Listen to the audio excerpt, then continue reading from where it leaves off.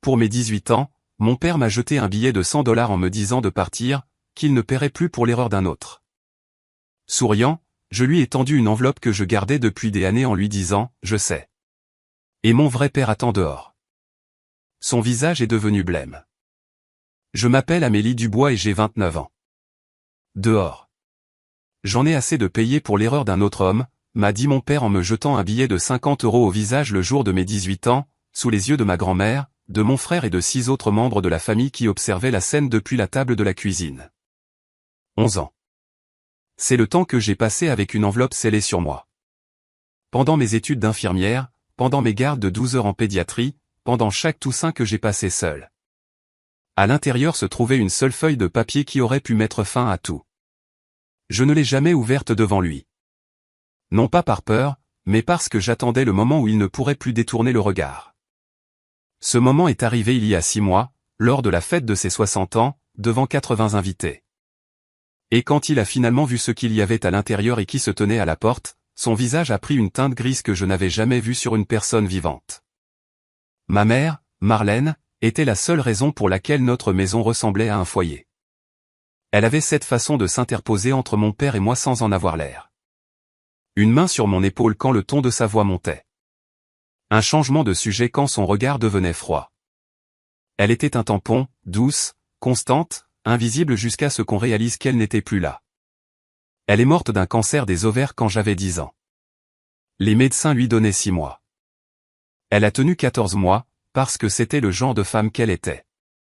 Elle s'est battue pour chaque mardi supplémentaire avec nous. Avant qu'elle ne tombe malade, mon père était déjà distant avec moi. Il ébouriffait les cheveux de Thomas à table, lui demandait les résultats de ses matchs de foot, le portait sur ses épaules à la fête du village. Avec moi, c'était différent. Pas violent, pas bruyant, juste vide, comme si j'étais une locataire plutôt qu'une fille. Mais il a gardé le masque tant qu'elle était en vie. La semaine après ses funérailles, le masque est tombé. Je me souviens de la première fois que je l'ai entendu le dire. Il était au téléphone avec son frère, dans la cuisine. Il ne savait pas que j'étais assise dans les escaliers. Elle ne ressemble à personne dans cette famille. François n'a jamais. J'avais 10 ans. Je ne comprenais pas entièrement ce qu'il voulait dire, mais je comprenais le ton. C'était le ton de quelqu'un qui s'en lave les mains. Après ça, ce furent de petites choses au début. Thomas a eu de nouveaux vêtements pour la rentrée en septembre. Je portais ce que le vestiaire de la paroisse proposait. Thomas a eu la plus grande chambre. J'ai été déplacé dans la chambre au-dessus du garage où le chauffage ne fonctionnait pas bien. Maminou, ma grand-mère, venait le dimanche. Elle glissait un billet de 20 € dans la poche de ma veste quand personne ne regardait et me serrait la main très fort, comme si elle essayait de dire avec ses doigts ce qu'elle ne pouvait pas dire avec sa bouche. Il m'a fallu 20 ans pour comprendre ce qu'elle essayait de me dire. À 14 ans, le fossé entre Thomas et moi n'était plus un fossé. C'était un canyon. Thomas a eu un VTT tout neuf pour ses 12 ans. Rouge, 21 vitesses, un casque assorti. J'ai demandé 40 € à mon père pour acheter un manuel de biologie d'occasion. Il n'a même pas levé les yeux de la télévision. Demande à ton vrai père, a-t-il dit. Thomas m'a regardé de l'autre côté de la pièce. Il avait 12 ans et même lui savait que cette phrase était déplacée. Mais il n'a rien dit. Il ne disait jamais rien. J'ai trouvé un travail à la plonge chez Antoine, le restaurant du quartier à 3 rue de chez nous. J'avais 15 ans. Madame Duval me payait 7 € de l'heure au noir et me laissait manger les restes de pâtes après la fermeture. C'était mon dîner la plupart des soirs. Cet été-là, Thomas est parti en colonie de foot, 2 semaines dans les Alpes, 400 €. Mon père l'y a conduit lui-même, chargeant la voiture avec des crampons neufs et un sac de couchage de chez Decathlon. Je suis resté à la maison. J'ai fait des services doubles chez Antoine. J'ai acheté mes propres fournitures scolaires. Le truc, quand on est l'enfant invisible, c'est qu'on apprend à se construire une vie avec des miettes. On apprend que personne ne viendra vous sauver.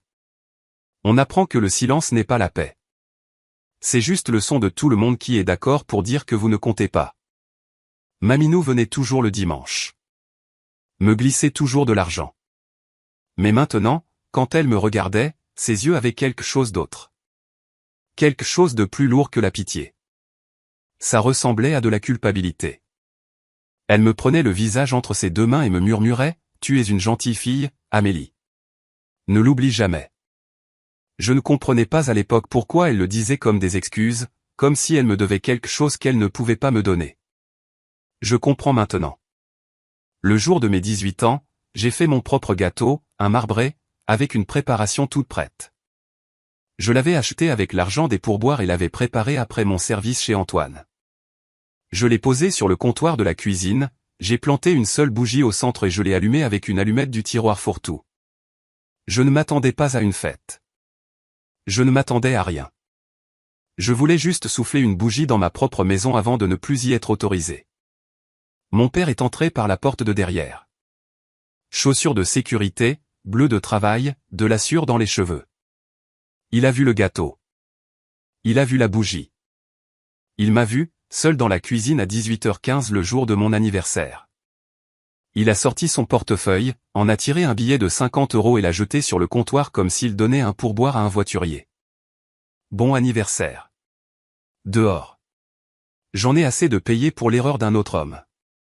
Maminou était sur le canapé dans la pièce à côté. J'ai entendu le coussin grincer alors qu'elle se penchait en avant, puis plus rien. Elle ne s'est pas levée. Elle n'a pas parlé. Thomas était dans les escaliers. J'ai vu sa main se crisper sur la rampe.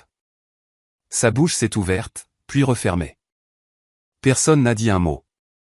J'ai pris le billet de 50, je l'ai plié en deux, je l'ai mis dans ma poche arrière, j'ai soufflé la bougie et j'ai appelé l'oncle Rémi depuis le téléphone du couloir. Il est arrivé 40 minutes plus tard dans sa camionnette Peugeot bleue, le moteur tournant au ralenti dans l'allée. Je suis sorti avec un seul sac poubelle de vêtements et une paire de chaussures qui ne m'allaient pas bien.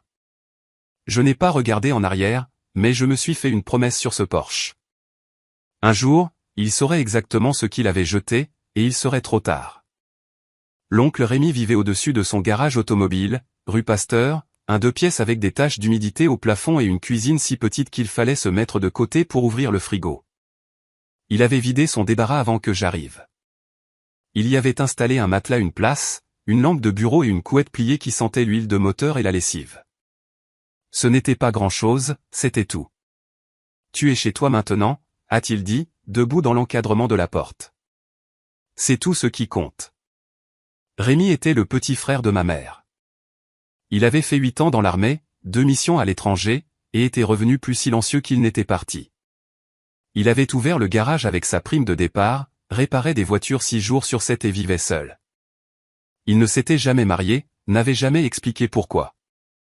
Il ne m'a pas demandé ce qui s'était passé à la maison. Il ne m'a pas posé de questions sur Gérard.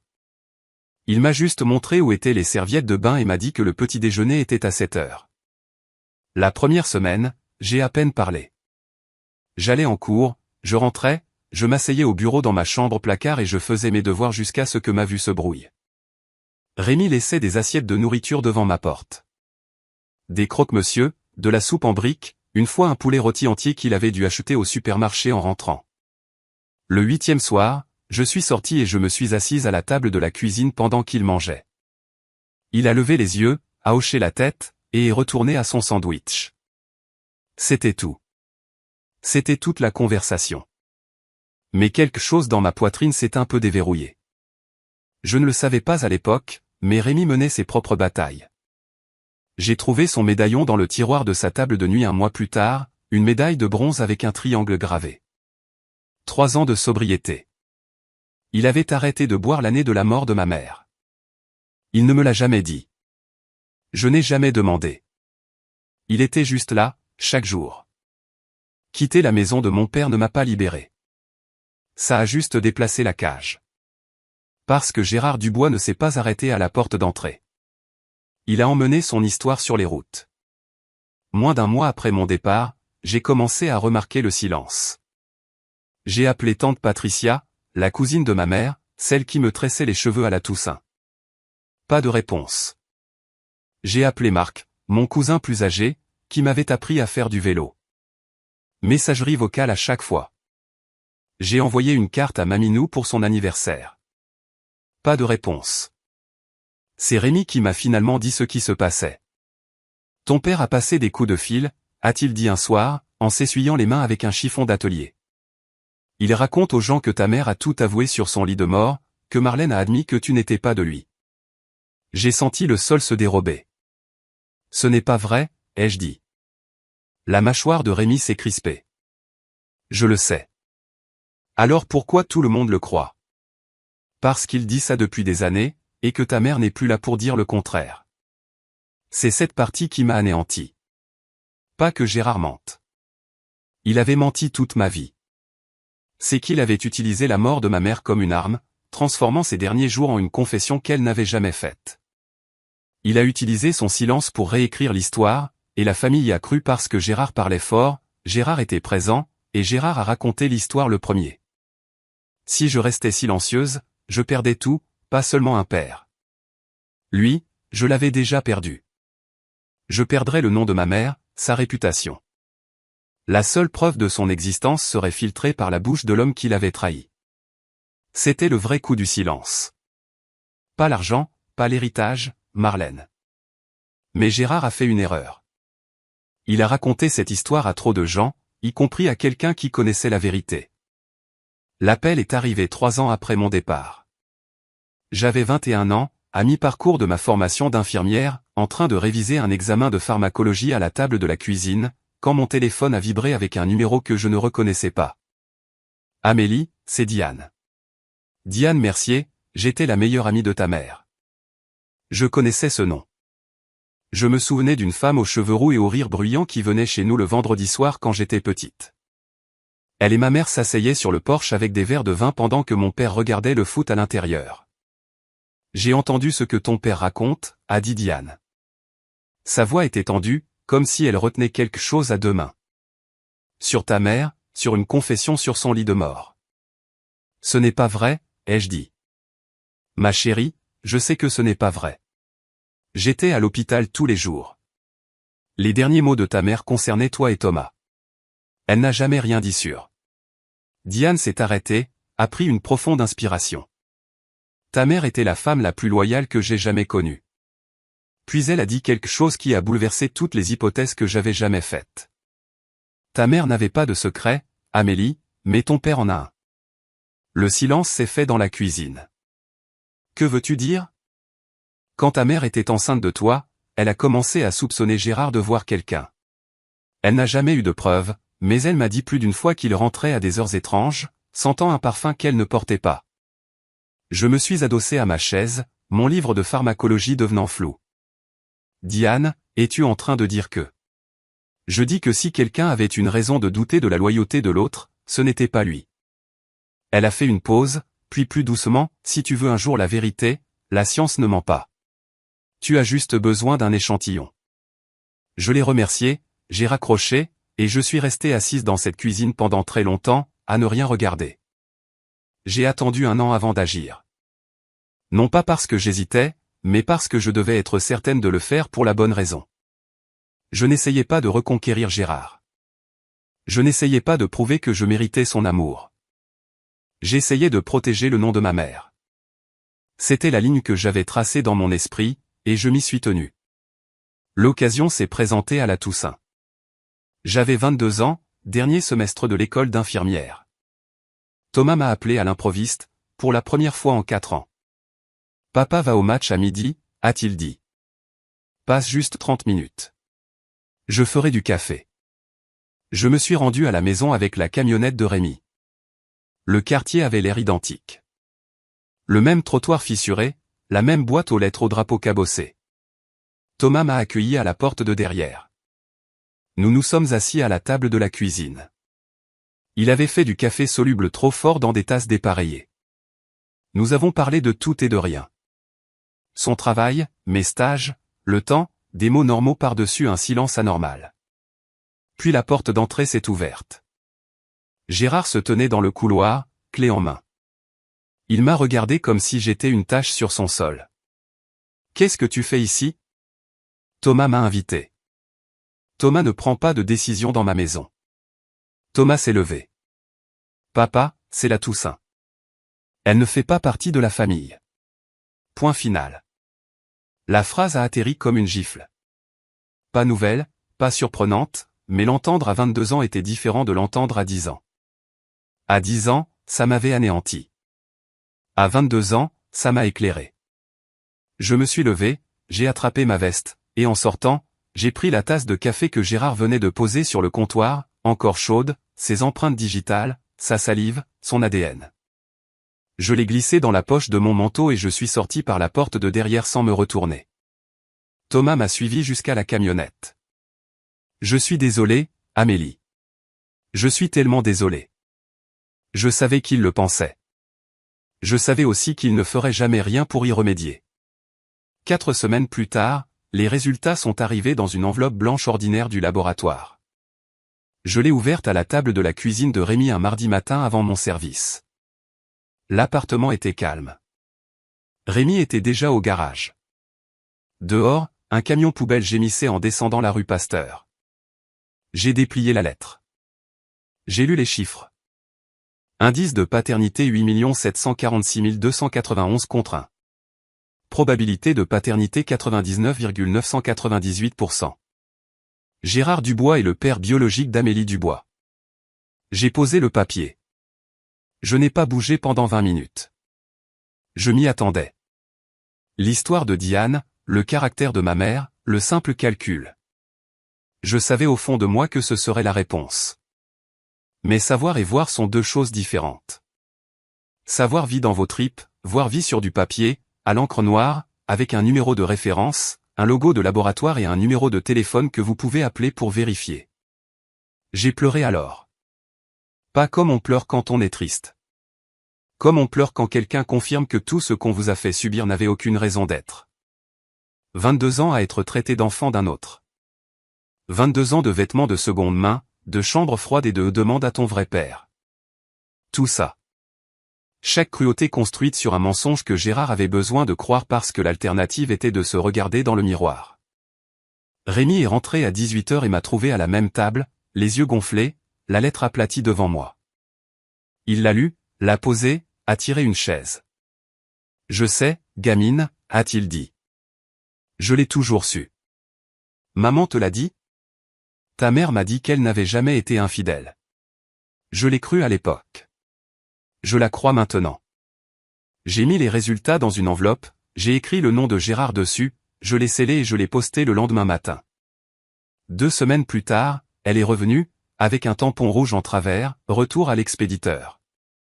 Il ne l'avait même pas ouverte. J'ai mis l'enveloppe retournée dans le tiroir de ma table de nuit et je l'ai fermée. Je ne l'ai pas poursuivi. Je n'ai pas appelé. Je n'ai pas supplié.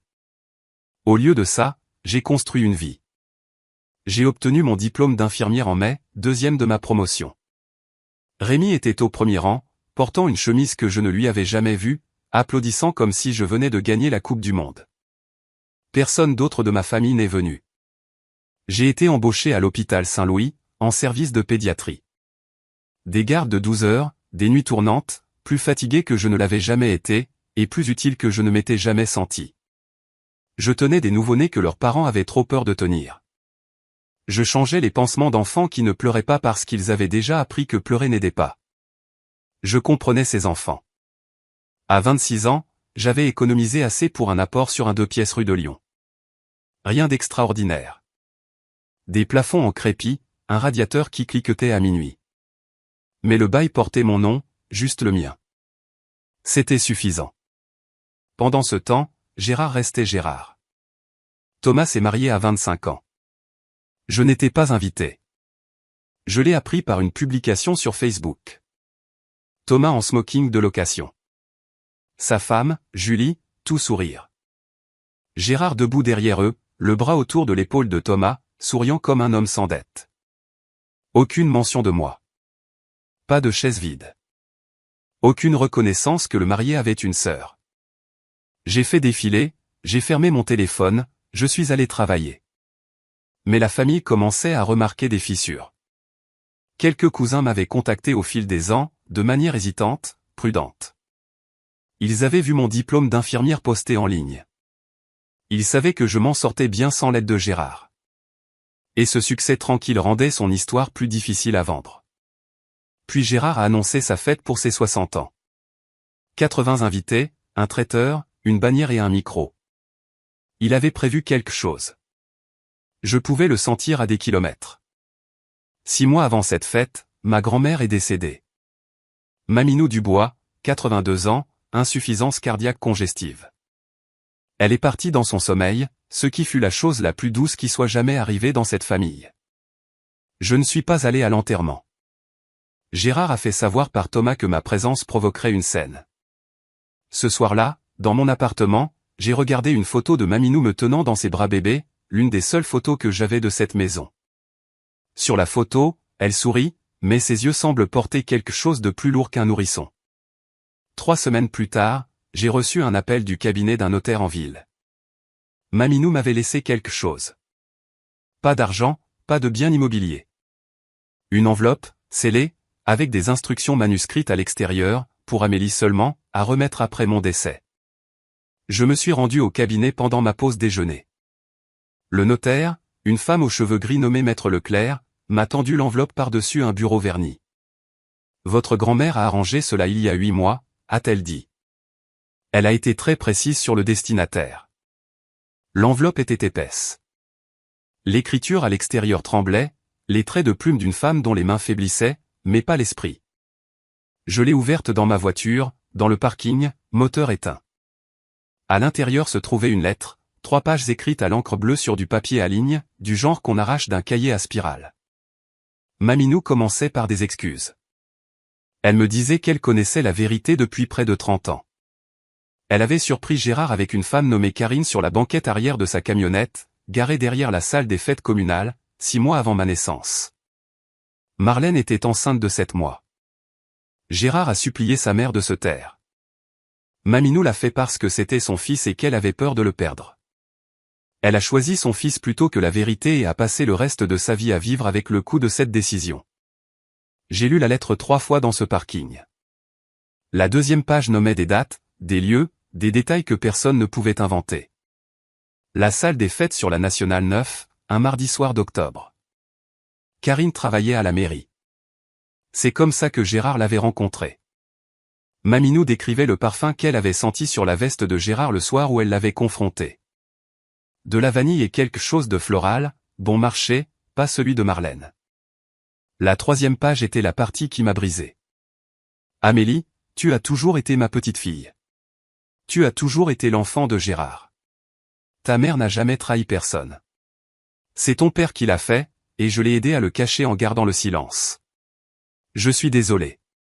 Je ne mérite pas ton pardon, mais tu mérites la vérité. Maminou avait signé, daté, et en bas, un cachet de notaire. Maître Leclerc avait été témoin de la signature dans son bureau. J'ai appelé Diane ce soir-là. Maminou m'a écrit une lettre, ai-je dit. Elle savait pour Karine. Silence. Alors elle te l'a dit. Tu savais que Maminou savait? Marlène s'en doutait. Elle me l'a dit une fois. Elle pensait que Maminou avait vu quelque chose mais qu'elle avait trop peur de Gérard pour le dire. La voix de Diane s'est brisée. Ta mère a porté ça toute seule, Amélie. Elle n'a jamais eu de preuves, juste l'instinct. Je me suis assise sur mon canapé avec la lettre sur mes genoux. Les résultats ADN de ma table de nuit à côté. Et pour la première fois, j'ai vu l'image complète. Gérard ne me détestait pas parce que je n'étais pas de lui. Il me détestait parce que j'étais de lui. Et chaque fois qu'il me regardait, il voyait Marlène. Et chaque fois qu'il voyait Marlène, il se souvenait de ce qu'il avait fait. Je n'étais pas la preuve de son péché à elle. J'étais la preuve du sien. J'ai mis les 2 documents dans une nouvelle enveloppe, je l'ai scellée, et je l'ai mise dans mon tiroir. Je n'allais pas chercher Gérard, mais s'il revenait un jour me chercher, je serais prête. Je n'ai pas eu à attendre longtemps. 3 semaines plus tard, Thomas a appelé. C'était un mercredi soir. Je pliais des blouses sur mon lit quand mon téléphone s'est allumé avec son nom, un nom que je n'avais pas vu sur cet écran depuis plus d'1 an. Salut, a-t-il dit. Sa voix était basse, comme celle des gens qui parlent quand ils sont dans une pièce avec quelqu'un qui pourrait entendre. Salut. Papa fête ses 60 ans. Il y a une fête samedi 14. 80 personnes. Il ne veut pas de moi là-bas, Thomas. Je veux que tu sois là. Une pause. Tu es ma sœur. Quelque chose dans ma poitrine s'est serré. En 27 ans, Thomas n'avait jamais prononcé ces mots à voix haute. Pas une seule fois. Pas dans la cuisine quand Gérard faisait ses remarques. Pas à l'anniversaire avec le billet de 50 €. Pas dans aucun des silences qui ont suivi. Pourquoi maintenant, ai-je demandé. Parce que Julie est enceinte. Sa voix tremblait légèrement. Et j'ai réfléchi au genre de famille dans laquelle je veux que cet enfant grandisse. Et ce n'est pas ce que nous avons eu. J'ai fermé les yeux. Thomas, si je viens, ça ne se passera pas bien. Je sais, mais je te le demande quand même. J'y ai réfléchi pendant 3 jours. J'en ai parlé à Rémi. Il a écouté sans interrompre, comme il le fait toujours, appuyé contre le comptoir, les bras croisés, le regard fixe. Qu'est-ce que tu veux faire, a-t-il demandé. Je veux y aller pour Thomas, pour maman. Alors vas-y. Tu viendras. Je serai dehors dans la camionnette au cas où tu aurais besoin de partir vite. C'était Rémi. Pas de grand discours, pas de drame, juste une camionnette avec le moteur en marche et un homme qui ne m'avait jamais laissé tomber. Samedi matin, je me suis habillé. Un chemisier blanc, des boucles d'oreilles simples, des ballerines. J'ai pris l'enveloppe de mon tiroir et l'ai glissée dans mon sac. Juste au cas où. La fête battait son plein quand je suis arrivé. La maison de Gérard, la maison où j'ai grandi, se trouvait sur un terrain d'1/4 d'hectare au bout de l'avenue du Parc. La pelouse avait été tondue pour l'occasion, des guirlandes lumineuses zigzaguaient entre le garage et les poteaux de la clôture. Une table pliante près du portail tenait une glacière, des piles d'assiettes en carton et un grand gâteau avec joyeux 60 ans Gérard écrit en glaçage bleu. J'entendais de la variété française provenant de l'enceinte Bluetooth sur le porche. Les voix se superposaient. Le bruit confortable des gens qui ont leur place quelque part. Je me suis garé dans la rue, j'ai vérifié mon sac. L'enveloppe était là, nichée entre mon portefeuille et un paquet de mouchoirs. La camionnette de Rémi était garée 2 maisons plus loin, moteur éteint, fenêtres entrouvertes. Il a croisé mon regard dans le rétroviseur et m'a fait un seul signe de tête. J'ai franchi le portail. Le jardin était plein. 80 personnes, environ. Tantes, oncles, cousins, voisins, les gars de l'équipe de plomberie de Gérard, des femmes de la paroisse. Les enfants couraient entre les jambes. Quelqu'un faisait griller des saucisses. L'air sentait le charbon de bois, la bière bon marché et l'herbe coupée. Quelques têtes se sont tournées quand je suis entré. Les conversations ont hésité. Une tante, dont j'avais oublié le nom, s'est penchée vers la femme à côté d'elle et a murmuré quelque chose derrière sa main. Thomas m'a retrouvé au portail. Il avait l'air de ne pas avoir dormi. « Tu es venu ?» a-t-il dit. « Je suis venu. » Il m'a conduite à une chaise au bout de la dernière table, celle la plus proche de la clôture du fond, la plus éloignée du rassemblement principal. Je me suis assise, j'ai posé mon sac sur mes genoux. Puis j'ai levé les yeux et j'ai croisé le regard de Gérard de l'autre côté du jardin. Il se tenait à la table d'honneur, une bière à la main, entouré d'amis. Son sourire a disparu à la seconde où il m'a vu. Et j'ai compris à ce moment-là que cette soirée ne serait jamais tranquille. Pendant la première heure, Gérard a fait comme si je n'étais pas là. Il a fait le tour des invités comme il l'a toujours fait. Poignée de main, tape dans le dos, rire, et on recommence. Il était doué pour ça. Il avait passé 60 ans à apprendre comment remplir une pièce avec une version de lui-même en laquelle les gens voulaient croire. Le plombier travailleur, le père dévoué, l'homme qui avait tout sacrifié pour sa famille. C'était une performance convaincante. Ça l'avait toujours été. Vers 19 h, quelqu'un a teinté son verre. La musique s'est estompée. Gérard s'est dirigé vers le centre du jardin où un pied de micro avait été installé à côté de la table du gâteau. Il a tapoté le micro 2 fois. La foule s'est rassemblée en un demi-cercle lâche. « Je veux remercier tout le monde d'être ici ce soir », a-t-il dit. 60 ans. Incroyable. Rire. Applaudissements. Il a parlé de sa vie, de son travail, de la façon dont il avait monté son équipe à partir de rien. Comment il avait élevé sa famille dans cette même maison, sur cette même pelouse. Il a fait un geste vers le jardin et les gens ont hoché la tête. Puis il a appelé Thomas. Thomas s'est approché lentement du micro, les mains dans les poches. Gérard a passé son bras autour de lui et l'a serré contre lui. Voici mon garçon, a dit Gérard dans le micro.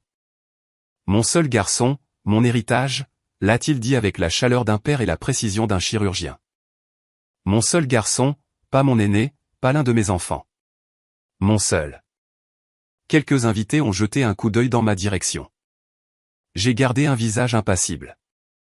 Certains d'entre vous le savent, a poursuivi Gérard, et sa voix s'est faite plus basse, plus délibérée. Ma première femme a fait des choix avec lesquels j'ai dû vivre pendant 18 ans. Il a marqué une pause. A laissé la phrase faire son effet. Je n'entrerai pas dans les détails, mais ce soir, je veux rendre quelque chose d'officiel.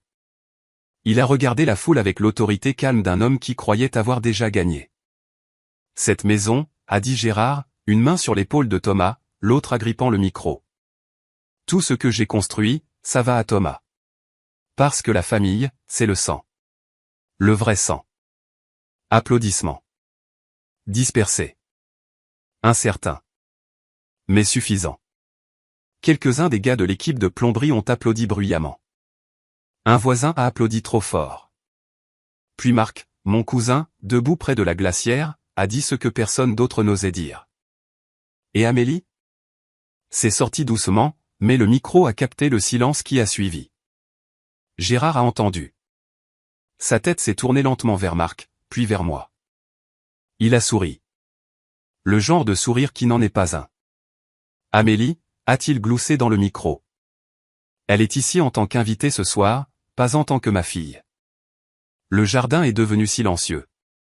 Quelqu'un a posé une assiette. La voix d'un enfant s'est élevée de quelque part près de la maison, inconsciente. Mais Gérard n'avait pas fini.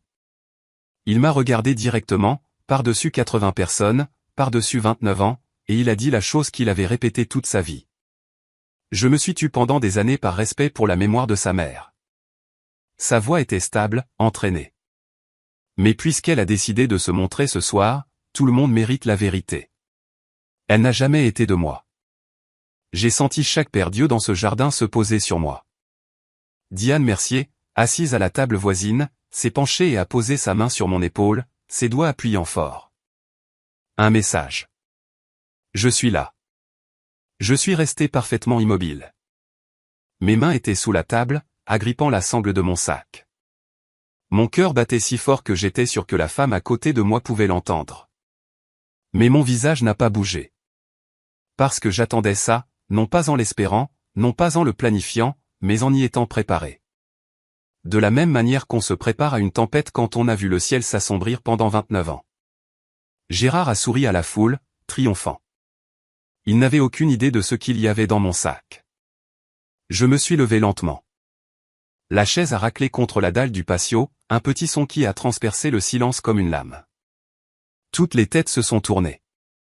Je n'ai pas élevé la voix. Je ne me suis pas précipité. J'ai parlé de la même manière que je parle à un parent à l'hôpital lorsque je donne des résultats inattendus.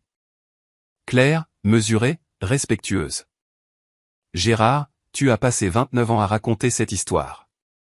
J'ai marqué une pause, j'ai laissé la phrase respirer. Puis-je avoir 60 secondes pour raconter la mienne ? Son sourire a vacillé très légèrement, une fissure dans le plâtre. Il a haussé les épaules, a fait un geste avec sa bouteille de bière. Vas-y. Ça ne changera pas les faits. Merci. J'ai ouvert mon sac, j'en ai sorti l'enveloppe. Elle était épaisse, de couleur crème, usée sur les bords après des années dans un tiroir. Le nom de Gérard était écrit sur le devant de ma main, la même écriture qu'il y a 7 ans, la même enveloppe qu'il avait renvoyée sans l'ouvrir. Je l'ai tenue en l'air pour que les personnes à l'avant puissent la voir. Certains d'entre vous ne le savent peut-être pas, ai-je dit, mais il y a 7 ans, j'ai envoyé cette enveloppe à Gérard. Il l'a renvoyée non ouverte, retour à l'expéditeur. Je l'ai tournée pour que le tampon rouge soit visible. Il ne voulait pas savoir ce qu'il y avait à l'intérieur. Un murmure a parcouru la foule. La mâchoire de Gérard s'est crispée. « Qu'est-ce que c'est que ça ?» a-t-il dit. « C'est ce que tu avais trop peur d'ouvrir. » J'ai rompu le seau. Le papier s'est déchiré nettement. À l'intérieur se trouvaient 2 documents pliés ensemble. Je les ai séparés, j'ai tenu le premier en l'air. Mes mains étaient stables, ma voix était stable. Tout mon corps était une ligne droite tracée à travers 29 ans où l'on m'a dit que je ne comptais pas. Je vais lire un paragraphe, ai-je dit, et ensuite je partirai et vous pourrez décider par vous-même ce qui est vrai. 80 personnes ont retenu leur souffle. J'ai déplié les résultats ADN et je les ai lus à haute voix. Test de paternité réalisé par le laboratoire génétique central. Daté du 14 mars 2019. Échantillon A, frottis buccal, Amélie Dubois. Échantillon B, traces de salive, Gérard Dubois. J'ai levé les yeux. Le visage de Gérard était figé. La bouteille de bière dans sa main s'était arrêtée à mi-chemin de sa bouche. Indice de paternité 8 746 291 contre 1. Probabilité combinée de paternité 99,998%. J'ai baissé le papier. Gérard Dubois est le père biologique d'Amélie Dubois. Le silence qui a suivi n'était pas vide. Il était plein, rempli du son de 80 personnes recalculant tout ce qu'on leur avait dit pendant les 3 dernières décennies. Quelque part à l'arrière, une cuillère a heurté une assiette. Quelqu'un a inspiré brusquement. Une femme que je ne connaissais pas a couvert sa bouche avec sa main. Gérard a parlé le premier. Bien sûr qu'il l'a fait. C'est un faux. Sa voix était plate, contrôlée, mais la couleur quittait son visage comme l'eau d'une baignoire. Elle l'a fabriqué. J'ai tendu le papier vers Marc, qui se tenait le plus près. Le nom du laboratoire, le numéro de téléphone et le numéro de référence du dossier sont imprimés en bas. Appelez-les maintenant si vous voulez. Marc a pris le papier, l'a lu lentement, a levé les yeux vers Gérard. Ça vient du laboratoire central, Gérard. C'est authentique. Je me fiche d'où ça vient. Le numéro de référence est juste là. N'importe qui avec un téléphone peut le vérifier en 5 minutes. La bouche de Gérard s'est ouverte, s'est fermée, s'est rouverte. Ça ne prouve rien, a-t-il dit. Mais sa voix avait changé. L'autorité avait disparu. Ce qui restait semblait mince, creux, comme un homme debout sur un sol qui venait de commencer à se fissurer. Je n'ai pas discuté avec lui. Je n'en avais pas besoin. Le papier faisait le travail. J'ai sorti le second document de l'enveloppe. L'ADN n'est que la moitié de l'histoire, ai-je dit. J'ai déplié le second document. 3 pages de papier à ligne couverte d'une écriture bleue tremblante. La foule s'est penchée en avant, comme le font les gens quand ils sentent que le sol est sur le point de trembler à nouveau. C'est une lettre, ai-je dit, écrite par Maminou, votre mère, Gérard, écrite 3 mois avant sa mort, certifiée par son notaire. Quelque chose a traversé le visage de Gérard. Pas de la colère, quelque chose de plus ancien. La peur.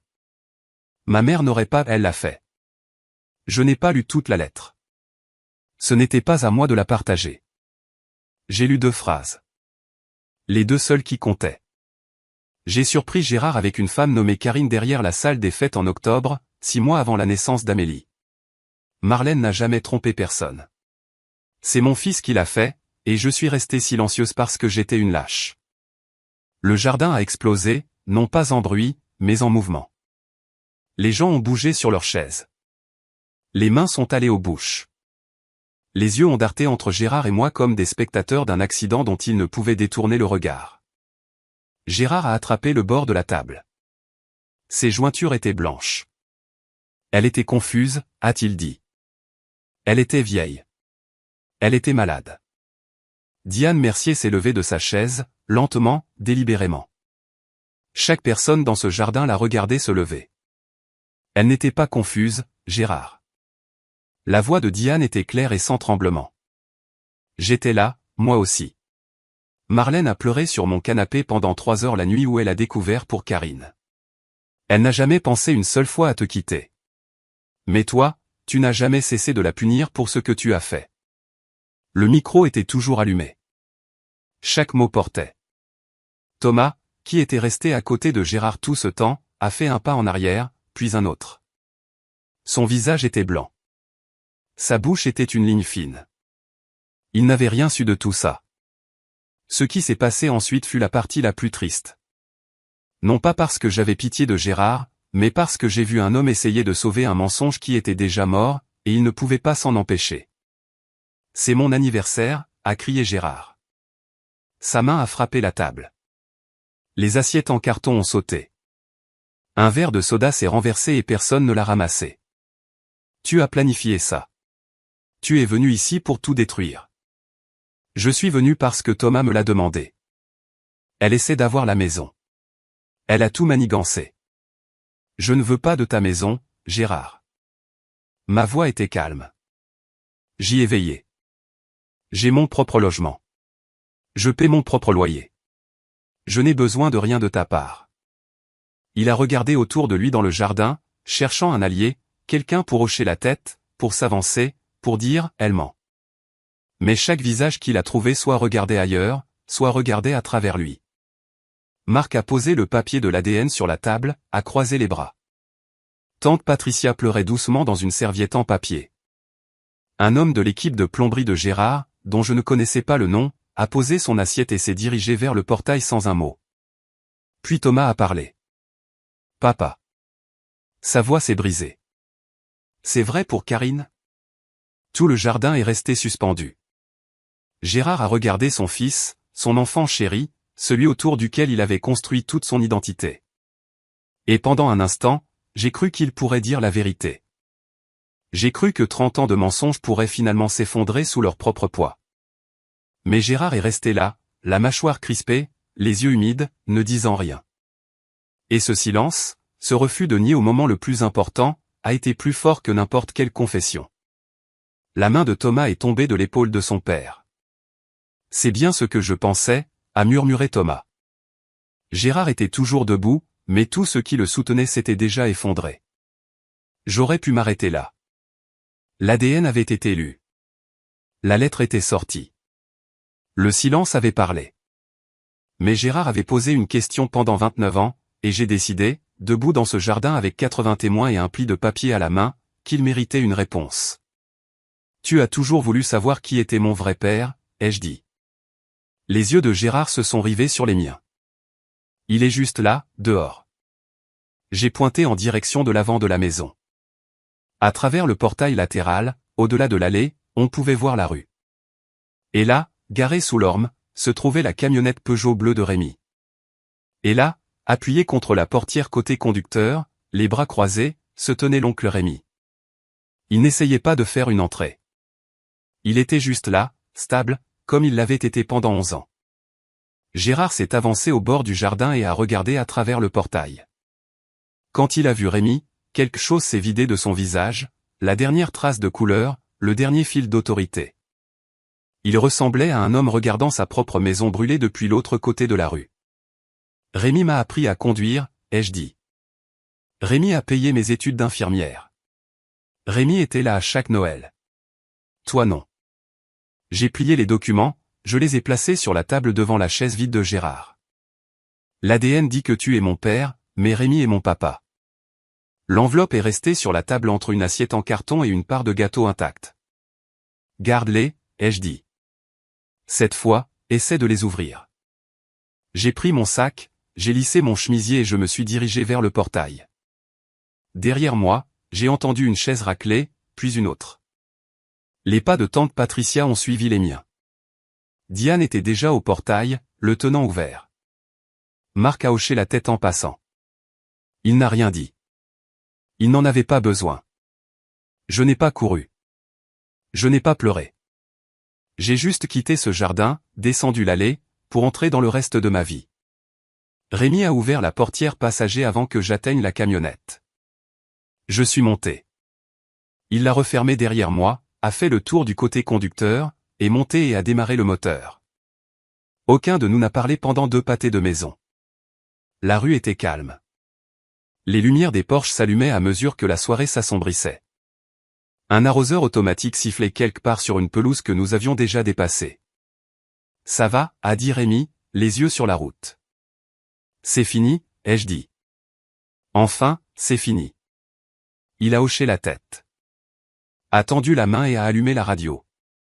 Une station de variété française passait une chanson que je ne connaissais pas. Une voix douce chantant un long chemin de retour. Et puis j'ai pleuré. Pas comme j'ai pleuré dans la cuisine de Rémi à 22 ans quand les résultats ADN sont arrivés. C'était du chagrin. C'était différent. C'était le son de quelque chose de lourd qu'on pose après l'avoir porté si longtemps que vos bras ont oublié ce que c'est que d'être vide. J'ai pleuré pour ma mère, qui n'a jamais pu se défendre. Pour Maminou, qui a essayé de réparer les choses trop tard. Pour la petite fille de 10 ans dans les escaliers qui a entendu son père la traiter de rien. Pour la jeune femme de 18 ans qui s'est fait son propre gâteau d'anniversaire et a reçu un billet de 50 € jeté à son visage. J'ai pleuré pour elles toutes. Et puis je me suis arrêté. Rémi ne m'a pas demandé d'expliquer. Ne m'a pas offert de sagesse ou de discours d'encouragement. Il a juste conduit, une main sur le volant, l'autre posée sur la console entre nous, assez proche pour que je puisse l'atteindre si j'en avais besoin.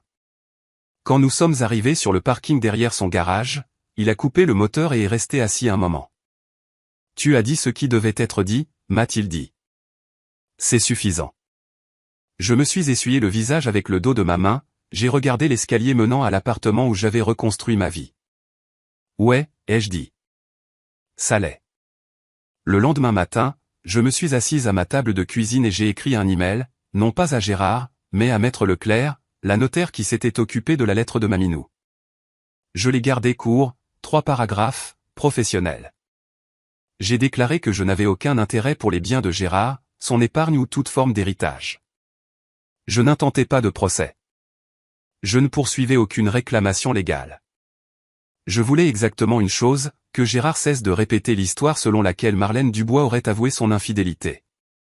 Parce qu'il existait maintenant des preuves documentées, un test ADN et une lettre notariée de sa propre mère, prouvant que cette histoire était fausse. Si l'histoire continuait à circuler, je me réservais le droit de partager les 2 documents plus largement. Ce n'était pas une menace. C'était une limite. Maître Leclerc a transféré l'email au contact de Gérard dans ses dossiers. Je n'ai jamais reçu de réponse. Cette même semaine, j'ai envoyé des photocopies des résultats ADN à chaque membre de la famille dont j'avais l'adresse, 12 enveloppes au total. Chacune comprenait une brève note sur une seule fiche cartonnée. Je ne demande à personne de choisir un camp.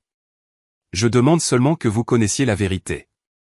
Ma mère, Marlène Dubois, était fidèle. Les documents ci-joints le confirment. Si vous avez des questions, le numéro du laboratoire est sur l'en-tête. J'ai signé chaque carte de mon nom. Pas de colère, pas de supplication, juste des faits. Puis j'ai bloqué le numéro de téléphone de Gérard. Non pas parce que je le détestais, mais parce que j'en avais fini d'avoir une conversation qui n'allait que dans un sens. Rémi m'a regardé sceller la dernière enveloppe de l'autre côté de la cuisine. « C'est tout ?» a-t-il demandé. « C'est tout. Pas de tribunal, pas d'avocat. Je n'ai pas besoin d'un juge pour me dire qui je suis. » Il a presque souri. Presque. Ta mère aurait dit la même chose. C'était le plus beau compliment que l'on m'ait jamais fait. Thomas a appelé une semaine plus tard. Il était tard, presque 23 heures. J'étais sur le canapé de mon appartement, regardant distraitement une émission de pâtisserie sans le son, quand son nom s'est allumé sur mon écran. Salut. Salut. Sa voix semblait vidée, comme si on avait enlevé tout ce qui se trouvait derrière ces mots. Tu savais, a-t-il demandé. Pour Karine, avant la lettre de Maminou? Non, pas avant la lettre. Une longue inspiration. J'ai fait des recherches. J'ai appelé le labo. L'ADN est réel. Je sais. Il ne me parle pas. Il est enfermé dans sa chambre depuis la fête. Il ne répond pas au téléphone. Ne vient pas au magasin.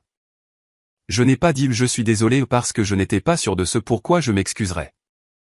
La fête s'est terminée juste après ton départ, a poursuivi Thomas. La moitié des invités sont partis dans les 10 minutes. Papa est resté assis à la table d'honneur tout seul jusqu'à la tombée de la nuit. J'ai dû sortir pour rentrer la nourriture. Il n'a pas bougé. J'ai imaginé la scène. Gérard seul à une table décorée, entouré de chaises vides et de guirlandes lumineuses bourdonnant dans le noir. J'ai attendu que la satisfaction arrive. Elle n'est pas venue. Juste une douleur sourde dans un endroit que je pensais cicatriser. Thomas, tu n'as pas à choisir entre nous. Je sais, mais j'en ai fini de faire semblant. Ça aussi, je le sais. Il y eut une pause. Puis la voix de Thomas a changé, plus douce, presque timide. Julie accouche dans 4 mois. C'est une fille. Ma main s'est crispée sur le téléphone. Julie m'a dit quelque chose la semaine dernière, a-t-il dit. Elle a dit, si jamais tu traites notre fille comme ton père a traité Amélie, je franchirai cette porte et je ne reviendrai jamais. Il pleurait maintenant. Silencieusement. De la façon dont les hommes pleurent quand ils viennent tout juste d'apprendre à le faire. Je veux qu'elle connaisse sa tante Amélie. Elle la connaîtra, ai-je dit. Je te le promets. Les retombées ne sont pas venues en une vague. Elles sont venues comme des fuites. Lentes, régulières, impossibles à colmater. Dans les 2 semaines suivant la fête, 3 hommes de l'équipe de plomberie de Gérard ont démissionné. Tous les 3 avaient connu Marlène. L'un d'eux, un type nommé Denis, qui était avec Gérard depuis 11 ans, a dit à Thomas en partant, « Je ne peux pas travailler pour un homme qui ferait ça à sa propre enfant. » L'équipe de Gérard est passée de 6 à 3 du jour au lendemain. Il a perdu un contrat commercial avec une société de gestion immobilière parce qu'il ne pouvait pas fournir le personnel nécessaire. L'argent n'a pas tari, mais il a diminué. Et dans une petite ville, quand votre équipe s'en va, les gens le remarquent. L'Église l'a remarqué aussi. Gérard avait été diacre à la paroisse Saint-Martin pendant 15 ans. Pas un rôle qui paie, un rôle qui compte. Cela signifiait qu'il lisait les Écritures le dimanche, organisait la collecte de nourriture en novembre, serrait des mains dans le hall. Le pasteur Martin a convoqué Gérard pour une réunion privée. Je ne sais pas ce qui a été dit, mais le dimanche suivant, le nom de Gérard manquait au bulletin paroissial. Une femme nommée Linda a lu les Écritures à sa place. Les voisins se sont adaptés. Les Durand, Babette et Thomas, tous 2 septuagénaires, qui vivaient à côté depuis avant ma naissance, ont apporté une boîte de biscuits au garage de Rémi un après-midi. Pour Amélie, a dit Babette en tendant la boîte à Rémi. Marlène était la femme la plus gentille de cette rue. Nous aurions dû dire quelque chose plus tôt. Rémi a mis les biscuits sur la table de la cuisine ce soir-là. J'en ai mangé 3 et j'ai un peu pleuré, parce que parfois la gentillesse frappe plus fort que la cruauté. Marc a publié quelque chose de court sur Facebook. La vérité a une façon de trouver la lumière du jour. Il n'a identifié personne. Il n'en avait pas besoin. La section des commentaires s'est remplie en 1 heure. Gérard n'a pas quitté sa maison pendant 2 semaines. 1 mois après la fête, une lettre est arrivée au garage de Rémi. Livrée en main propre par Thomas, pas postée. Mon nom était sur le devant, de la main de Gérard. Carré. En majuscule. L'écriture d'un homme qui rédige des bons de commande, pas des excuses. Je l'ai ouverte au comptoir pendant que Rémi remontait un carburateur à 1 mètre de là, faisant semblant de ne pas regarder. La lettre était courte, 6 phrases. Amélie, je sais que les choses ont dérapé. J'ai fait des erreurs. La maison est toujours ton foyer si tu le veux. Reviens pour qu'on puisse parler. Papa. Je l'ai lu 2 fois, cherchant le mot. Le seul mot qui aurait compté. Il n'y était pas. Pas de désolé. Pas de j'avais tort. Aucune reconnaissance de ce qu'il avait fait. Pas le mensonge. Pas Karine. Pas les 18 ans d'effacement. Pas le billet de 50 €. Pas le discours devant 80 personnes. Juste des erreurs. Passif, sans nom, flottant dans l'air comme la fumée du feu de quelqu'un d'autre. Et il revient. Comme si c'était moi qui étais parti. Comme si la porte avait toujours été ouverte et que j'avais simplement choisi de ne pas la franchir. Comme si le problème était géographique et non 30 ans de cruauté. J'ai plié la lettre, je l'ai mise dans le tiroir à côté de l'enveloppe retournée, j'ai fermé le tiroir. Rémi a levé les yeux du carburateur. Ça va aller ? Ça ira. La même semaine, Thomas est venu me voir. Pour la toute première fois dans mon appartement. Il a apporté une photo d'échographie, une image granuleuse en noir et blanc d'une petite fille recroquevillée comme une virgule. Il se tenait dans ma cuisine, maladroit et trop grand pour l'espace, et me l'a tendu. On va l'appeler Marlène, a-t-il dit. J'ai pris la photo, je l'ai tenue à 2 mains. Est-ce que Gérard est au courant ? Ouais. Qu'est-ce qu'il a dit ? Rien. Il n'a absolument rien dit. Certains silences sont des aveux. Celui-là en était un. 3 mois ont passé. Les angles les plus vifs se sont adoucis, non pas en pardon, mais en distance. Et la distance, j'ai appris, est sa propre forme de miséricorde. J'ai continué à travailler à Saint-Louis. Surtout des services du matin. Le service de pédiatrie est le genre d'endroit qui remet votre perspective en place toutes les 12 heures. Vous tenez un bébé de 3 jours qui vient de subir une opération à cœur ouvert, et soudain, vos propres problèmes semblent surmontables. Un matin, un nouveau-né a enroulé tout son poing autour de mon index et n'a pas voulu lâcher. Je suis resté là, à côté de la couveuse, pendant 5 minutes, juste à respirer, juste à être tenu par quelque chose de si petit. Après mon service, je suis allé au garage de Rémi, comme je le faisais la plupart des après-midi. Nous avons déjeuné à son établi. Sandwich au jambon, chips lait, 2 canettes de limonade, entourées de pièces de moteur et de l'odeur du WD-40. C'est ton anniversaire le mois prochain, a dit Rémi en essuyant de la moutarde sur son pouce. 30 ans. Le grand cap, qu'est-ce que tu veux faire? J'y ai réfléchi. Faire un gâteau, ai-je dit. Un vrai. Inviter Thomas et Julie. Inviter Diane. Inviter Patricia et Marc. Souffler les bougies. Vraiment les souffler cette fois. Rémi a souri. Un vrai sourire. Du genre qui plissait la peau autour de ses yeux et le faisait paraître 10 ans de moins. Enfin pouvoir le faire correctement, a-t-il dit. Ouais, enfin. J'ai levé les yeux vers le mur derrière la table de la cuisine. Le billet de 50 € était là, encadré dans un cadre noir bon marché d'un magasin à prix unique. Je l'avais accroché la semaine où j'avais emménagé, non pas par amertume, mais par souvenir. Ce billet était le prix que Gérard m'avait attribué. 50 € pour 29 ans d'une fille qu'il refusait de reconnaître. Je valais plus que ça. J'avais toujours valu plus que ça.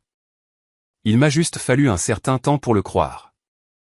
Si vous écoutez cette histoire et que vous avez un Gérard dans votre vie, je ne vais pas vous dire quoi faire. Je ne connais pas votre situation. Je ne sais pas ce que vous avez survécu ou ce que vous survivez en ce moment. Je ne sais pas si votre Gérard est votre père, votre mère, un frère, une sœur, un conjoint ou quelqu'un d'autre qui a décidé que vous n'étiez pas assez bien et qui a passé des années à s'assurer que vous le croyez. Mais je sais ceci. Vous ne devez pas la loyauté à quelqu'un simplement parce que vous partagez de l'ADN. Le sang ne gagne pas la confiance. Le comportement, si. Et les gens qui vous aiment vraiment, sont ceux qui sont là sans qu'on ait à les supplier, sans condition, sans tenir les comptes. Ma mère ne pouvait plus me protéger. Elle n'a pas eu le temps. Maminou a connu la vérité pendant 3 décennies, mais a eu trop peur pour parler. Thomas m'aimait, mais n'a pas eu le courage de se lever jusqu'à ce que les murs s'effondrent déjà. L'oncle Rémi n'avait aucune obligation. Aucune. Je n'étais pas sa fille par la loi, par le sang, par aucun document que vous pourriez déposer. Il était juste un homme avec une chambre d'amis et une décision. Être là ou pas. Il a été là, chaque jour, quand je ne pouvais pas dormir, quand j'ai raté mon premier examen de stage, quand je me suis assise dans sa cuisine à 22 ans en pleurant sur un résultat ADN qui confirmait ce qu'il savait déjà. Il n'a jamais dit « Je suis ton père maintenant ». Il n'en avait pas besoin. Il l'était, tout simplement. Je n'ai pas gagné à cause d'un bout de papier. J'ai gagné parce que j'ai cessé de laisser le mensonge d'un homme définir ma valeur. L'ADN ne m'a pas libéré. Décider que c'en était fini, voilà ce qui m'a libéré. Poser une limite, ce n'est pas de la vengeance. C'est la première fois que vous vous choisissez. Si personne ne vous l'a dit aujourd'hui, je vous le dis maintenant. Alors, voici où en sont les choses. J'ai 29 ans, bientôt 30. Je travaille toujours au service de pédiatrie de Saint-Louis. Je déjeune toujours à l'établi de Rémi les mardis et jeudis. Il fait toujours les sandwichs trop épais. Et je ne me plains toujours pas. Thomas m'appelle tous les dimanches. C'est la première vraie relation que nous ayons jamais eue, non pas construite sur une maison partagée ou un père partagé, mais sur le simple choix de décrocher le téléphone. Julie m'envoie des photos de son ventre qui s'arrondit. La chambre du bébé est peinte en jaune pâle. Il y a un nom écrit au pochoir sur le mur en lettres cursives blanches. Marlène. La petite Marlène est née il y a 2 mois, 3,3 kg. À 3h47 du matin.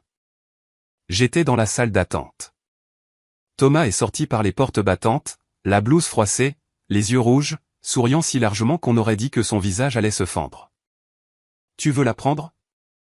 J'ai tenu ma nièce dans mes bras. Elle avait les cheveux foncés comme les miens, comme ceux de notre mère. Diane et Patricia étaient aussi à l'hôpital. Diane a apporté des fleurs. Patricia a apporté la couverture qu'elle avait crochetée en secret. Nous nous sommes tenus autour du lit de Julie et nous nous sommes passés ce bébé de bras en bras. Et pendant quelques minutes, nous étions le genre de famille que Marlène aurait voulu. Gérard, je ne sais pas. Je ne demande pas. Thomas n'en parle pas, et je n'insiste pas. J'ai entendu par Marc qu'il est toujours dans la maison de l'avenue du Parc, seul. Pas fauché, juste vide. Le billet de 50 € est toujours encadré sur mon mur. Je le vois tous les matins quand je fais mon café. Il me rappelle d'où je suis parti. Il me rappelle ce que quelqu'un pensait que je valais. Il me rappelle qu'ils avaient tort. Je m'appelle Amélie Dubois. Je suis la fille de mon père, mais pas du père qui m'a mise à la porte.